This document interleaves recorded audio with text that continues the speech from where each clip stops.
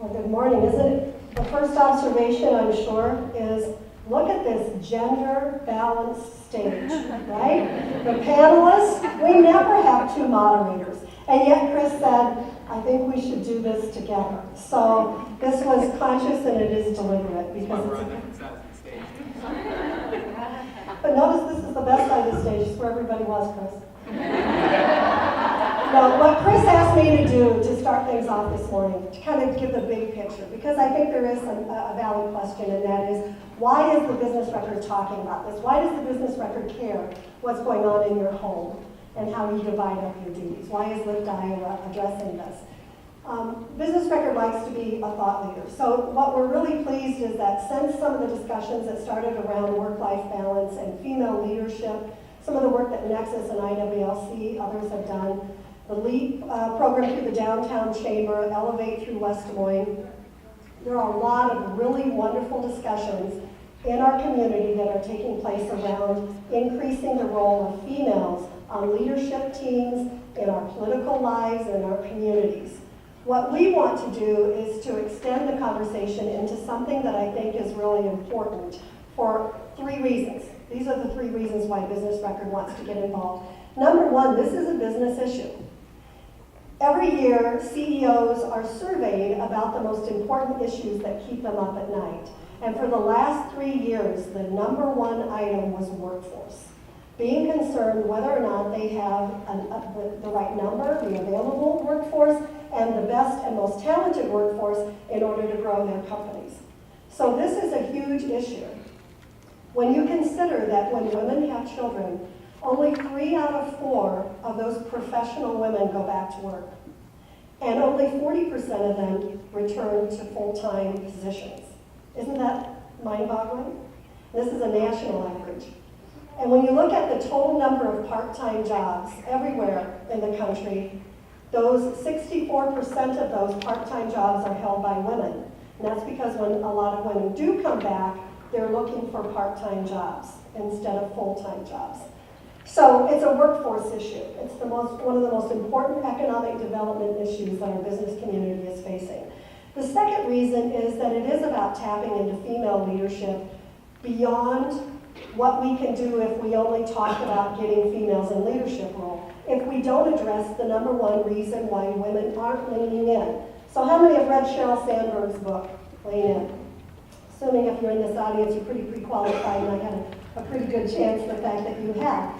But indeed, when women say that I can't go for that promotion, or I can't run for office, or I can't start my own company, the number 1 reason that is given is my family commitments. How can I do that and still be fair to my family?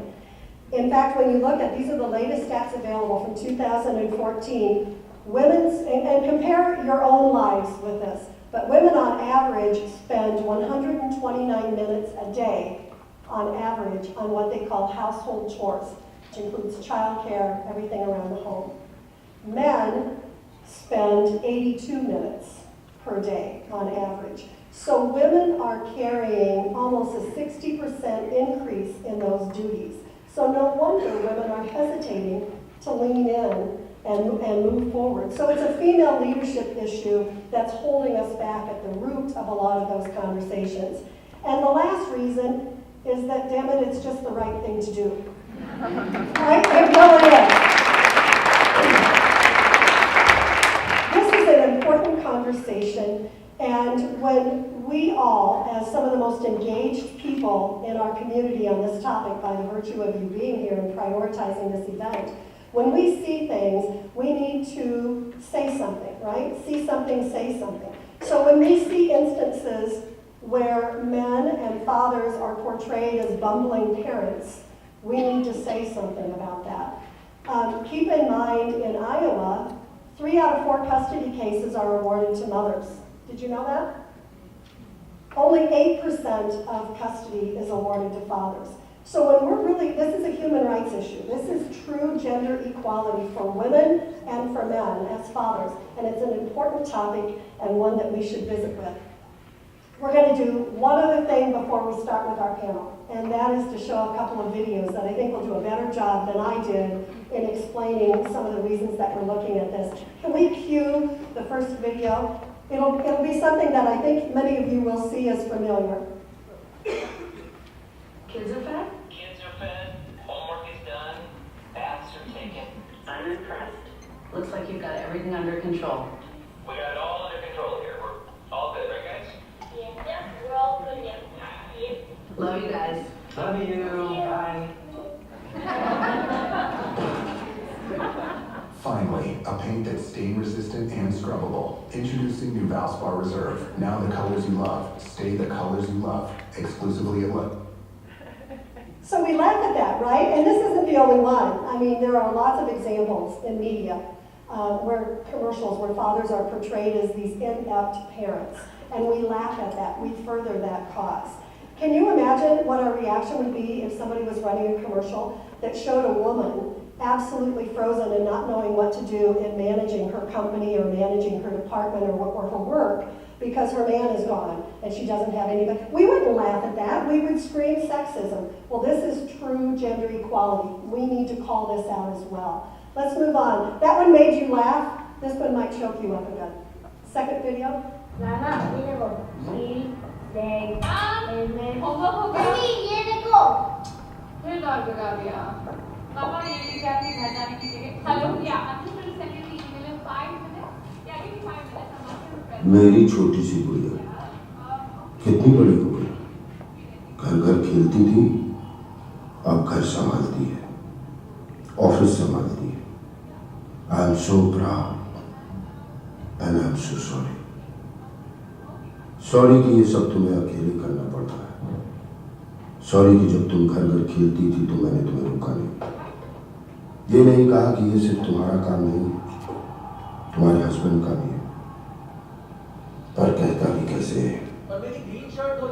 मैंने भी तो कभी तुम्हारी mummy की help नहीं की और तुमने जो देखा वही सीखा. तुम्हारे हस्बैंड ने भी बचपन में यही देखा होगा. घर घर खेलते वक्त वो टीवी देखने की या न्यूज़पेपर पढ़ने की एक्टिंग करता होगा और तुम जैसी कोई छोटी सी लड़की चाय बनाने की एक्टिंग करती होगी.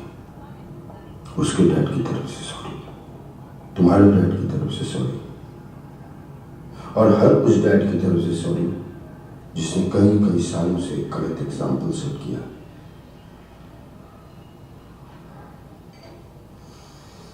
पर अभी भी देर नहीं हुई. इस सॉरी के साथ मैं अपनी तरफ से एक छोटी सी कोशिश करूंगा कि घर के काम में मम्मी की हेल्प करूं. किचन का किंग ना बन पाऊं तो कम से कम लॉन्ड्री में तो हाथ बटाऊं. इतने साल एक गलत एग्जाम्पल सेट किया है, अब कुछ सही कर जाओ. तुम्हारा पापा.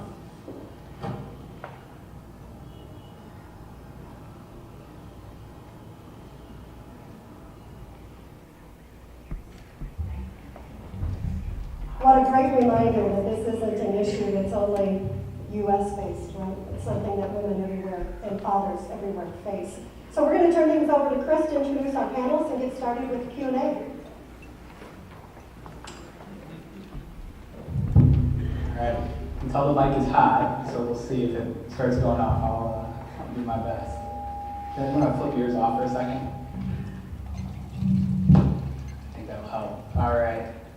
I'm sure those videos help spark a few thoughts for you, and I know we've got a great panel for us today, and I want to get to that. I do want to tell us a little bit about the format for today. We're going to spend the next half hour, 45 minutes or so, talking about the topic today. But everyone's in the room is going to have a little bit of an active role in helping us out today. On your table, there's some papers and pens. And at about 12:10, 12:15, we're going to go ahead and break for lunch. At that time, you see the sandwiches over on the side. Go ahead and you'll be able to grab a box, bring it back to your table. And what we're asking everybody to do is to think about what one piece of advice, it doesn't have to be one, but more than one, what types of advice would you give to men, to women, to mothers, to single parents, whoever it might be on this topic of sharing a second shift. Your job then, at each of your tables, pick somebody to be kind of your spokesman, your spokesperson for the event, spokeswoman, or spokesman, you do those too, for that. And what we're going to do is we'll bring the panelists back up on stage, and then they're going to go ahead and we'll come around with a microphone and have everybody share with each other the advice that we have from today. Our goal then is to use the business record and Lift Iowa then, take some of those pieces of advice and share those with even wider audience than what's here today. So that's what we're hoping to do there. So during the event today, go ahead, feel free to take notes on anything you might. Again, we're looking for pieces of actionable advice that you can use. Our panel today, I think they're going to give you some of those pieces of advice for you to think about. With us today is Dave Everett. He's a senior manager at Dupont Pioneer. Aaron Chittenden, he's a business consultant for DMACC Business Resources. Sara, the mayor of Pleasant Hill. And Milligan, the president and CEO of the Iowa Center for Economic Success. Each of our panelists have fantastic professional backgrounds, but what we wanted to do today is to have them start off with talking a little bit about their personal background, their family life a little bit, which I think will play into a lot of the responses on the panel today. And then also to share with us one topic to kind of kick things off that we kind of want to seed out there for the audience to hear. So Dave, you get the honor of going first.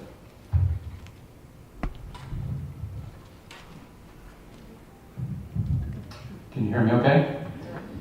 So my name's Dave Everett. I'm very happy to be here today. When I think about gender roles, I think first about growing up as a young boy in Binghamton, New York. My mother was a stay-at-home mom. My dad worked. Both grandmothers, as well as my mother, were very strong women. They were all stay-at-home moms, so they were not business career women. But make no mistake, they were all three very strong and capable women. So that's what I grew up with. I saw how capable they were. I saw how strong they were. The fact that they didn't work outside the home. Hello? Might switch it out.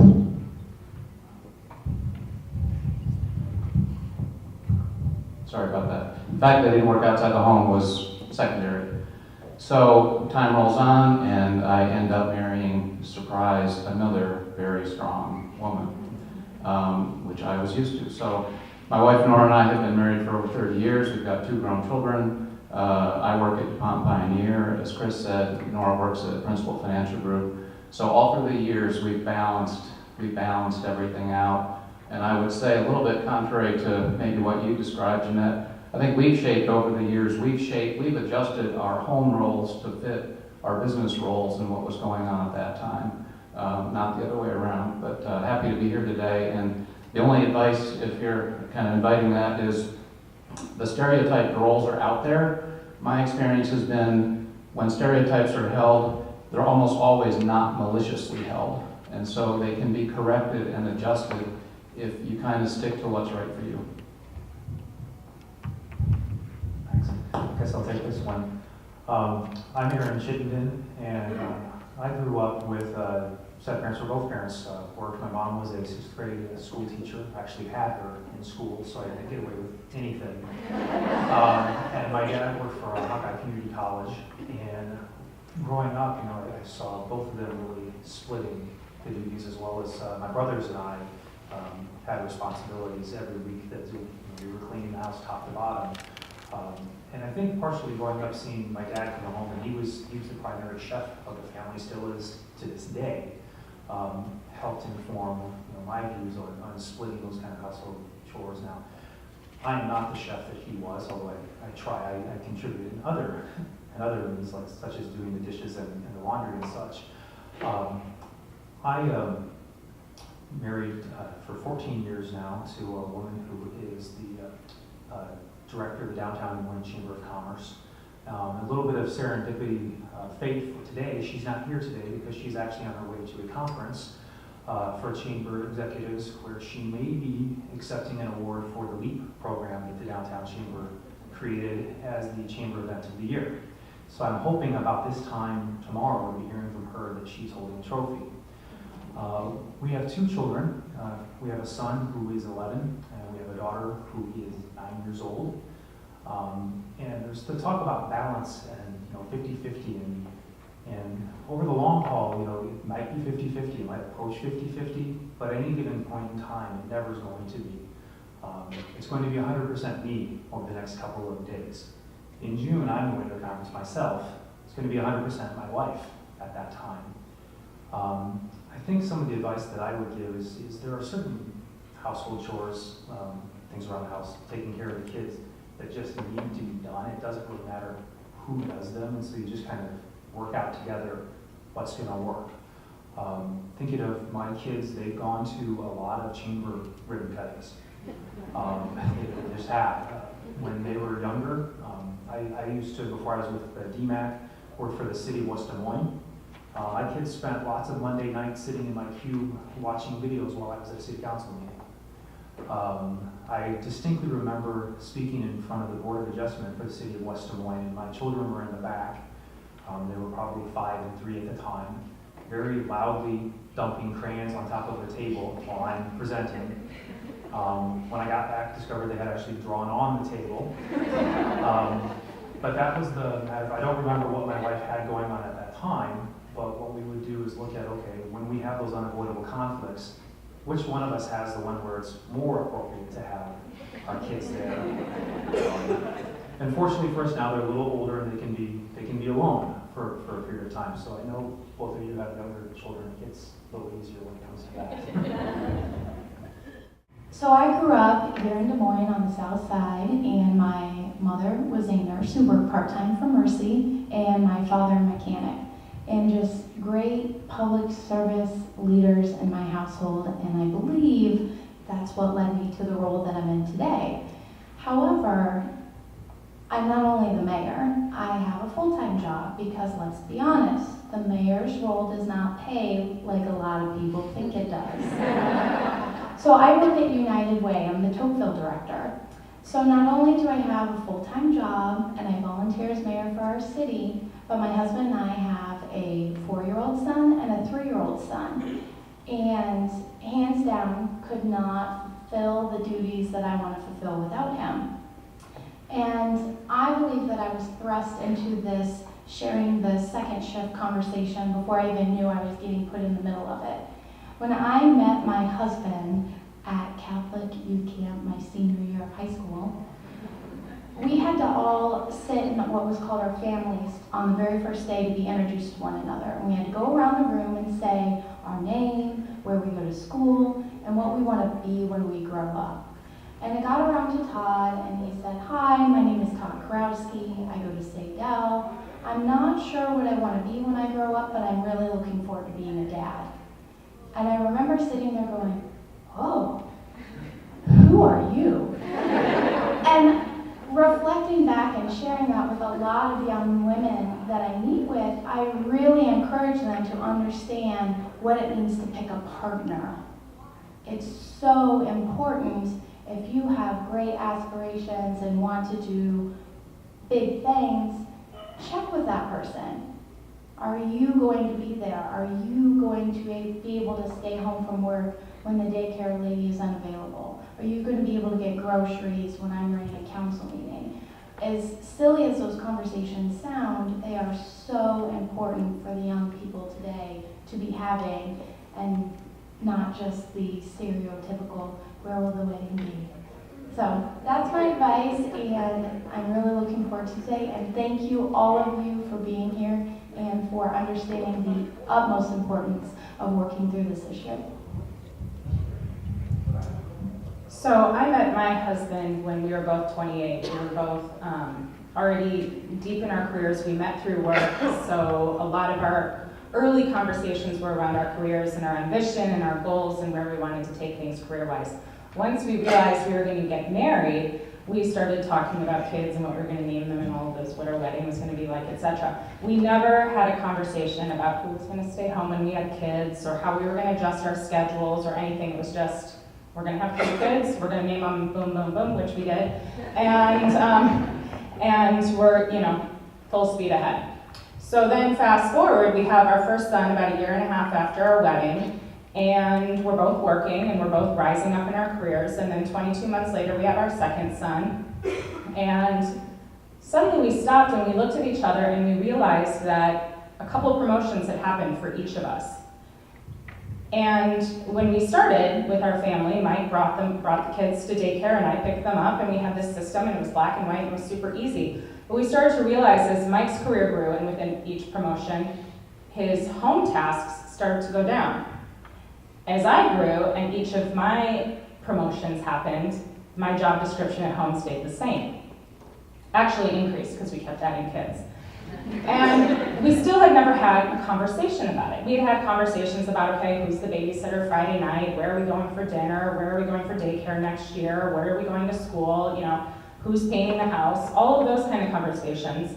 And we have lots and lots of conversations about our career. We continue to be each other's main source of support for what did we want to be next? What were we going after? How are we going to make that happen? But we never had that conversation about how are we going to make it happen at home? How are we going to support that? How are we going to make it work? And so by default, because I'm an overachiever, I just continue to do the same and empowered my husband to do less. Oh, I've got it. I'll take the kids today. And then today turns into every day, et cetera, et cetera. And so we realized that we do a really good job of communicating about all of these other important life choices, career, et cetera, but how are we going to communicate about who's got this so that it can be sustainable? We've since added a third child. We now have an 11-year-old, a 9-year-old, and a 5-year-old, and next year they will all be in the same school, and we will still have after-school care, but I've told Mike, I've said, now with all of them in the same school, even if I didn't have after-school care, knowing that they have one place to be from 8:30 in the morning till 3:30 in the afternoon, we will both be more productive than we've ever been in the 11 years since we had kids, because it's like you drop them off, you pick them up, boom, you're done. And so this lunch break and parent helper and all that other stuff. So anyway, I guess my piece of advice is hopefully you're all in relationships where you're supporting each other with your careers and your choices and where you live, etc. But it's really important to pencil in that time to also have those conversations about who's got this.